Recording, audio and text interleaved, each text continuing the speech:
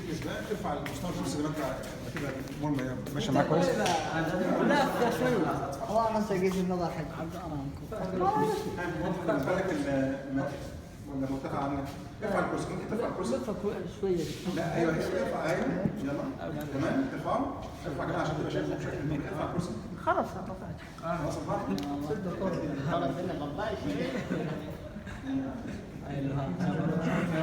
يلا بالشباب كفر اي واحد. ده بقى احنا بنسوي التستنج من بقى الليفت بالنسبه له. بدل تقفل عيونك تعال من هنا. في اكس ان ام تي اتش دي اف اي زد اي بي جي ال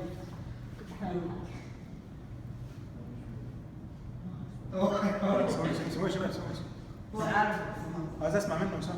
سي واي حد شو له حاجه شباب. اي كي هذا دكتور تحت هذه كلها انت دي اتش اف زد اكس دي سي.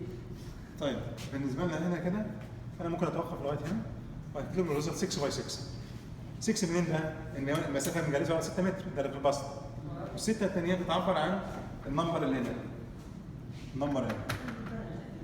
خمسة تحت لا مش لازم تكمل هنا. يعني الخمسه تحت دي بيبين قدره، بيبقى العلم اكثر تميزا. بيقول لك واحد نظره شارب حد، يعني ممكن يشوف ايه اشياء مسافه ابعد زي الصقر كده. يعني اذا وصل لستة خلاص. هو 6 وقت خلاص.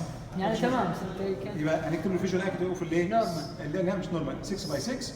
وتقول بقى النتيجه دي الكومنت هي نورمال او اب نورمال. واضح كده؟ نورمال طيب نورمال 6 باي 6 يبقى هو نظرة 6 في 6. يلا اجلس يا شباب، خليه ثاني يجلس ثاني يا شباب. يا دكتور المسافة 6.6 ايش هذا؟